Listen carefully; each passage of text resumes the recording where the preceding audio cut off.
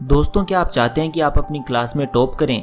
अगर आप एक एवरेज स्टूडेंट हो तो आज की ये वीडियो आपको सुपर इंटेलिजेंट बनाने की कैपेबिलिटी रखती है। दोस्तों, मैं आपसे प्रॉमिस करता हूं कि ये वीडियो देखने के बाद आप हर सब्जेक्ट में फुल मार्क्स स्कोर कर पाएंगे और जो भी आपका सपना है मेरिट लिस्ट में आने का या टॉपर बनने का, उसे भी पूरा कर पाएंगे।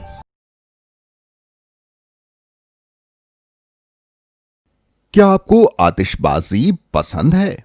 हाँ, हम सब इसे देखना पसंद करते हैं। जब भी आसमान में आतिशबाजी होती है तो कभी सफेद रोशनी आती है तो कभी लाल दिखती है और इन सब के साथ आता है धुआं और आवाज। हमें यह भी पता है कि यह आतिशबाजी कुछ नहीं, रसायन विज्ञान यानी केमिस्ट्री का कमाल है। अगर कोई मैग्नीशियम की स्ट्रिप को जलाता है, हमें यह पता है कि किसी भी चीज को जलाने के लिए हमें ऑक्सीजन की जरूरत पड़ती है। यहां पर मैग्नीशियम ऑक्सीजन के साथ प्रतिक्रिया दिखाता है और एक चौंधिया देने वाली रोशनी पैदा करते हुए सफेद पाउडर में तब्दील हो जाता है। यह तो आप जानते ही होंगे कि एक रासायनिक प्रतिक्रिया यानी कि केमिकल रिएक्शन के दौरान एक रासायनिक बदलाव होता है जिसमें एक या एक से ज्यादा नए पदार्थ बनते हैं। तो इस रासायनिक प्रतिक्रिया में दो पदार्थ आपस में मिलकर एक नया पदार्थ बनाते हैं।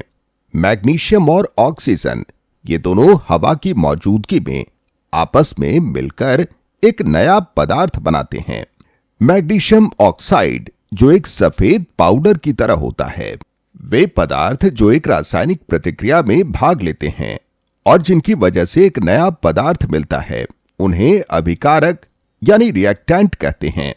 प्रतिक्रिया के समय जो नया पदार्थ बनता है उसे उत्पादित यानी प्रोडक्ट कहते हैं। तो एक रासायनिक प्रतिक्रिया अभिकारक, जो कि एक या उससे ज्यादा हो सकता है, उत्पादित यानी प्रोडक्ट भी एक या एक से ज्यादा हो सकते हैं, और इन दोनों के बीच हम बनाते हैं एक एरो। अगर आप देखें तो अभिकारक यानी रिएक्टेंट इस समीकरण के बाएं हाथ में लिखे जाते हैं और जो प्रोडक्ट या उत्पादित होता है उसे हम दाईं ओर लिखते हैं। गौर करने की बात है कि एरो की दिशा अभिकारक से उत्पादित की ओर होती है। यह अभिकारक की दिशा को बताता है। यहां यह शब्दों में लिखा है। चलिए इसे बेहतर तरीके से लिखते हैं। हम जानते हैं कि मैग्नीशियम का रासायनिक फॉर्मूला Mg है।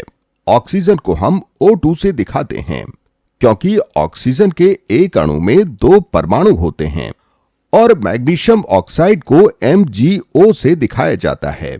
तो रासायनिक प्रतिक्रिया को हम कुछ इस तरीके से दिखा सकते हैं। Mg+O2, एक एरो और फिर MgO। तो ये होती है एक रासायनिक समीकरण यानी केमिकल इक्वेशन, जो एक रासायनिक प्रतिक्रिया को दर्शाती है। रासायनिक प्रतिक्रिया को हम इस तरीके से दिखा सकते हैं। Mg+O2, इसके बाद एक एरो और फिर MgO। अब आप ये जानते हैं कि इसे हम कंकाल रासायनिक समीकरण कहेंगे क्योंकि यह रासायनिक प्रतिक्रिया के बारे में बेहद बुनियादी बातें बताता है। अगले वीडियो में हम संतुलित और असंतुलित रासायनिक समीकरणों के बारे में पढ़ेंगे। आज के लिए बस इतना ही। Bye bye.